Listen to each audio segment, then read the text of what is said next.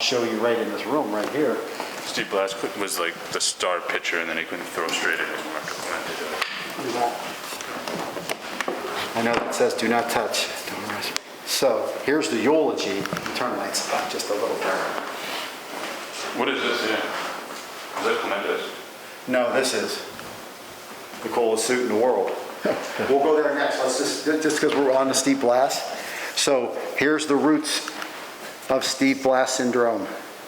He's picked to read the eulogy at Roberto's memorial service on the 4th of January in Puerto Rico because he was very well spoken. And so he reads it to all the Pittsburgh Pirates, all the Clementes. He loved Roberto. He barely got through it, but he did it. What's crazy is this is Lou Gehrig's eulogy that the Pirates borrow from the Yankees. They change Roberto, they change Lou to Roberto and Yankees to Pirates. And like I say, Steve Blass reads it in the church. And he never throws a strike again the rest of his life. He shows up in spring training in '73 and he can't get it across the plate. And as the year goes, he's getting more wild, and he develops a fear. And he'll tell you here when he comes and helps me with tours, that what happens is once he started getting so wild, he actually felt that he was going to hurt somebody or kill somebody. Yeah.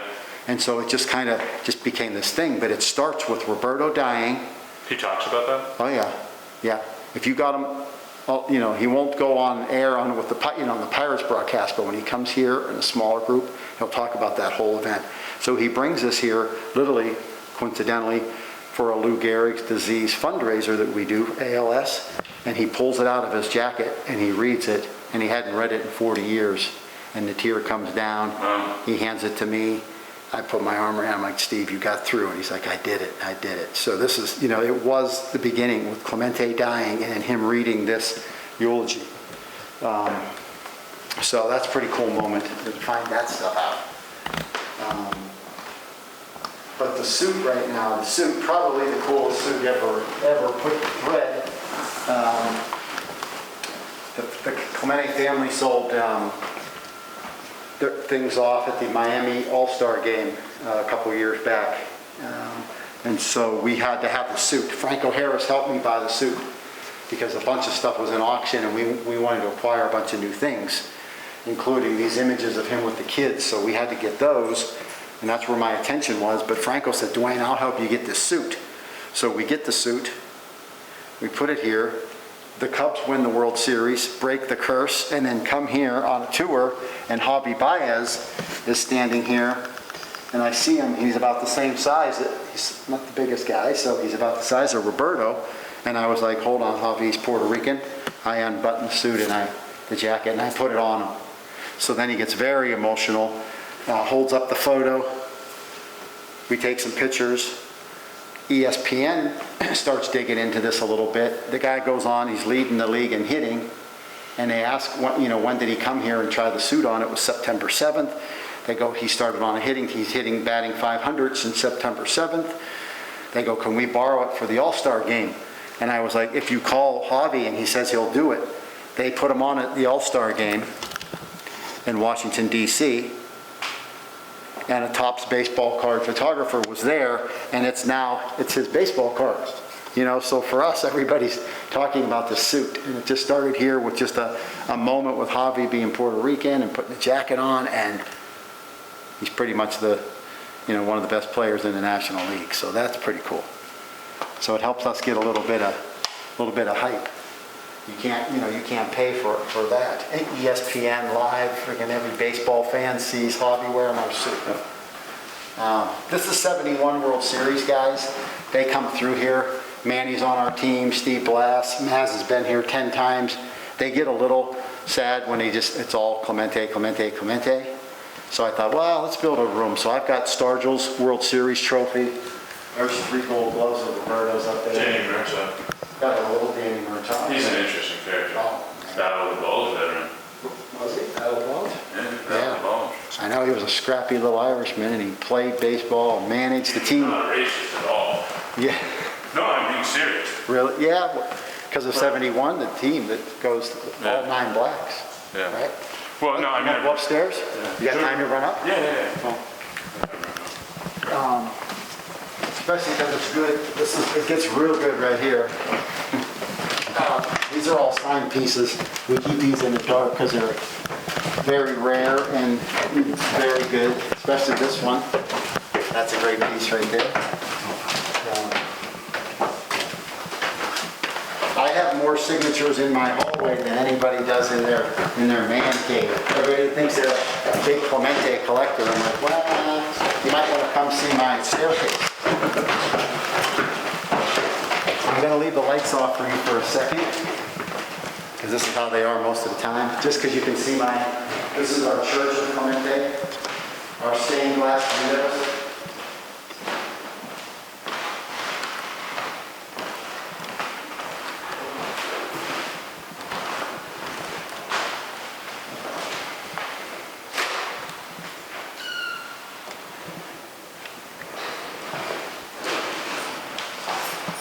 So just when, everybody downstairs is like, wow, this is a great collection of Clemente stuff. Well, we haven't got to the good stuff yet. The good stuff's upstairs. There's the best piece in the building. His Silver Slugger Award from '61, my birth year. And it's the 61 and 61, right? It's Maris's 61 homers in 1961. But then the super rare piece is right here, this Moman Clemente bat. His nickname was Moman. He had it on his bat for the first 5 years of his career. Rookie 55 through the 60 World Series. Thomas Tull of Legendary Films donated this bat to us. That's a great piece. Most people don't even know he had a nickname, let alone stamped on his bat.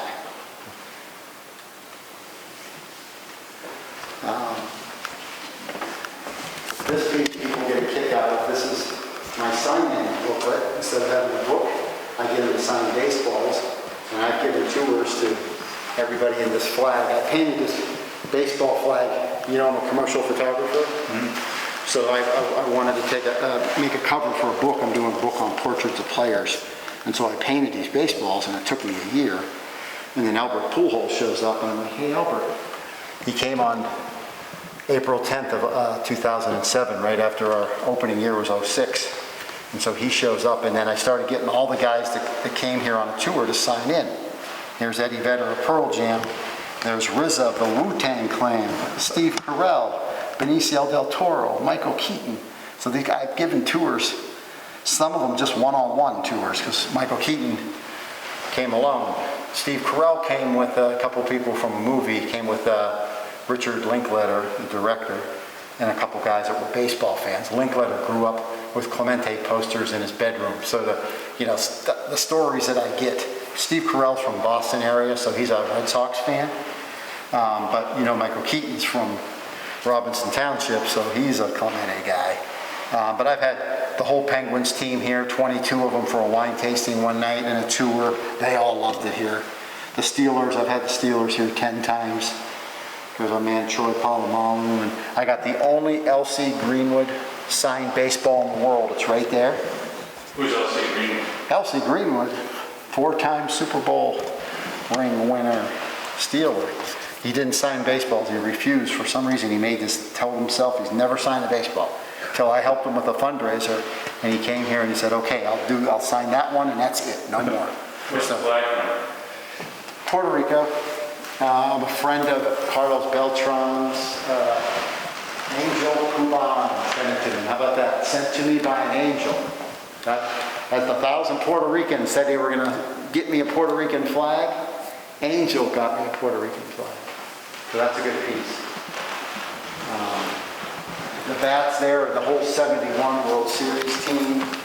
There's a suit that's a little more conservative. I've got many photographs of him wearing. I've got 20 photographs of him wearing that suit in meetings with Eastern Airlines. He takes PPG paints to Puerto Rico. He had his own paint store. He had a little restaurant. He was starting to acquire some property and was letting friends and relatives live in the properties, like some of them rent-free, some of them very low rents. So the guy was just like constantly doing stuff and trying to give back. That's the last bat he ever touches. He's giving clinics to children around the island of Puerto Rico with Eastern Airlines, and that's what they're doing in his meeting. And he hits a home run in one of the fields with this bat, and the guy who did the guy that he does the clinics with put the little plaque on and gave it to Vera, who then gave it to me. So to have that here, whoa, really cool. Let's talk about this. Last photo ever taken of him in a pirate uniform. Everybody thinks it's the 3,000th hit. This is the 3,000th hit. This is the week after in Cincinnati. He hits a double. He's already asked 10 people to be with Vera when something tragic happens to him on New Year's Eve. So he already has 2 friends. There are 2 females, mother and daughter, both named Carol, from the Philadelphia area, that promise they'll be in Puerto Rico on New Year's Eve to be with Vera and the kids. And they are, and they do. Well, his plane's going down the runway trying to get out. Vera's picking up the 2 Carols on the other side of the airport. So I know a lot about these days right here in his life, but he knows the end is near at that point. He goes up to Willie Sargent and says, "Hey Willie, will you help raise my boys?"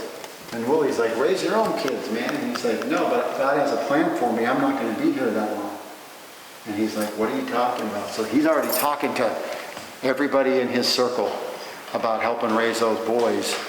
And here they are right here on Father Sunday. There's all the Latinos with their wives and kids. That's pretty cool. Les Banos, the team photographer, would always photograph Roberto with his people. So some really good stuff, especially this one. For me to find out from Vera Clemente on our opening in 2006 that they're not toasting champagne in the 71 World Series locker room in Baltimore. They're drinking Dago red wine made by that guy, Tony Barterone, the trainer of the team. Roberto's got red wine. I thought it was champagne. I started looking, I'm like, whoa, that's red. Vera's like, look between his fingers. Red wine. This is one of his best friends, Luis Mayorel. He's been here 3 or 4 times. He told me we're drinking red wine that Tony made. So to learn that, I'm a red winemaker down in the cellar of the museum. To find that out, that the guy only drank homemade red wine made in Pittsburgh by the trainer of the Pirates. Thank you. So lots of coincidences and, bizarre things going on in this building. What do you think it means with the growing Latino population having a museum like this in Pittsburgh? It means a lot. I think it means a lot. It's like I say before, when we could have events here and they could come in, I think it meant a lot. They could come here, and a lot of people they know the certain things written about Roberto Clemente, they don't know the whole story. So we're helping fill in some of the blanks on the story, and talk to people about what he was doing behind the scenes. Behind the scenes, he was doing so much for charity. I just found some paperwork yesterday in a drawer. Roberto Clemente night at Three River Stadium in 1970, he changes it from a celebration about him to a fundraiser for Children's Hospital. And he's doing stuff like that back when it wasn't hip and cool. Now, I'm going to do a fundraiser for this, that, and the other thing. Roberto was like, he was adamant about it. And so he takes every penny, every gift that was given to him that night on his night and donated it all to Children's Hospital. And I literally have a book of everything given that night, right down to when kids would donate 50 cents. They have a line item. Little Jimmy Smith, 50 cents. Cindy Lou, whatever, gave $1. I mean, I've got this whole book of people giving $1, and he gave it all to Children's Hospital. So that's pretty cool. That's who Roberto was, and the day he died was a very sad day for a lot of people. Yeah. Do you have anything else? What do you think? Was it being? I assume he was Catholic. Yeah, obviously. He was considered the same. He was both. He was Catholic and Baptist. His parents were 2 different religions, but he was a man of God. He played baseball on Sundays, so he didn't go to the church. Yeah. He hung out with nuns at La Roche College, and they've come here. I gave him a tour. Yeah. They taught him English and anger management, they said. Because when he first got here, he's being called the N-word. He's struggling a little bit. He couldn't go hang out with the white guys. He couldn't go anywhere. They were going to white restaurants. He had to hang out in the Hill District with his best friend, Phil Dorsey, and they had to just be kind of isolated. The mailman. Was he his mailman or his mailman? Good question. He was when he was at Penley Apartments, but not at the beginning. Bob Friend, a Pittsburgh Pirate pitcher, put them together because they were in the military together, and he said, this guy Roberto needs a friend. He can't hang out with us. You got to take him and go do some things. So they would go to movies and shoot pool and stuff, but he was very frustrated that he couldn't do what he wanted to do. And so he was pretty cranky in the first couple of years, and so the nuns were trying to help him with some of that. And he got through it, and then all of a sudden they win the World Series in '60, and he's, batting champ in '61, and so then he starts, once he becomes a better player, then the Pittsburgher, all the fanatics then will embrace him then, because now he's good. If he was just a mediocre player, they'd be like, take a hike. But now he's a star, and they're like accepting him, which is kind of sad that he had to become a star for that to happen. It's interesting that like in the last couple of years we've started rehabbing this conversation about Puerto Rico and the fact that people born in Puerto Rico are actually Americans, right. Not immigrants in the way that we know of immigrants. Right. And so it's interesting coming to a town like Pittsburgh in the 60s. Oh, there was no Puerto Ricans here. When he gets here in the 50s, there's no Puerto Ricans here, and that's why he starts hanging out with Tony Barterone. He's Italian. That's the trainer who teaches him, who makes the red wine. And when Roberto would be asked, hey, Roberto, what nationality are you? He would say, I'm Italian. Oh, that's where the story comes from. Yeah. Shit. How about because that? my uncles always told me this story. And they were like, that's bullshit. that's bullshit. And then I thought it was a confusion with Franco. Yeah. But it was actually that Clemente told people he was Italian. Yeah. Because there was no Because he was Puerto hanging out Rican. with other Italians. Yeah. Now I know why my uncles told me that story. It's true. Because I'm he getting all bumpy. wow. Because I would hear it too. Because I was talking to our editor and I said, people would try to claim him as his own, but I didn't realize he was trying to pass as Italian. Because there are some... Because he thought he'd probably be less abused at that point, right? And I tell people that then somebody would say, you're kind of dark to be Italian, and he would say, I'm Sicilian, which I'm part Sicilian, so when I hear that, I'm like, so he just didn't want the racial tension. He just felt that it was all a bunch of baloney, and he just was like, hey, Italians aren't getting as abused as black people and Puerto Ricans, and so hey, I'm Italian. And Roberto Clemente, that could be Italian. So wait, what happened? When did he start saying, I'm black? When did he stop saying I'm As soon as I think he becomes a superstar and they give him an ounce of respect, and he's like... So in 1960, I'm 60, 61. 61, I think. He's a little cranky in 60 because he's not considered for the MVP. The writer, Les Biederman of the Pittsburgh Press, is lobbying to all the other writers to not vote for Clemente. And so that really angers him. He's cranky in 60 for the MVP vote. Dick Groat wins it. People are like, oh, he was angry at Groat. No, he wasn't angry at Groat for winning it. He was angry at the writers for not voting for him at all when his numbers were better than Dick Groat's, who wins it. So 61, he comes out, he wins first batting title, first Gold Glove. He's MVP of the All-Star game.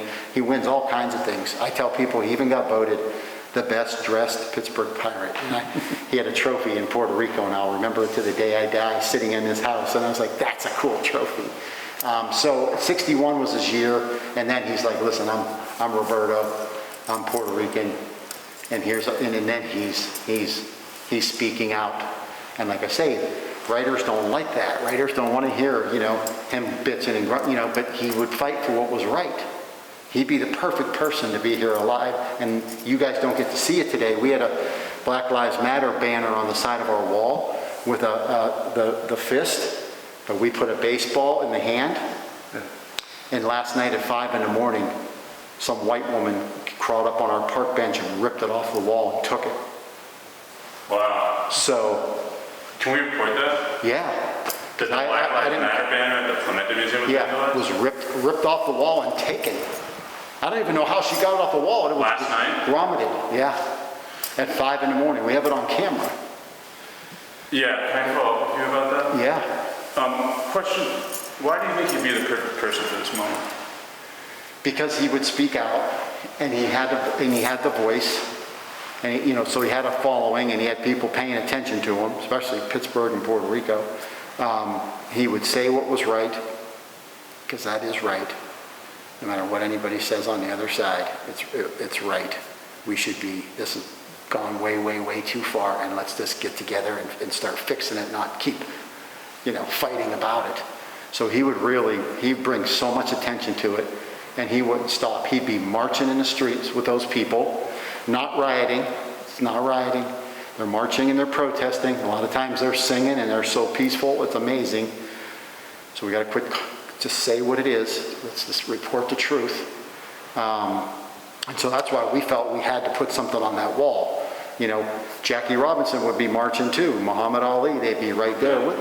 So there was a couple athletes that had the voice that could get people's attentions and speak for what was right. And Roberto would speak for what was right. And like I say, that's why a lot of reporters, when he first got here, those white reporters at the Pittsburgh Press, they just wanted to make him look like an idiot. And that's just wrong.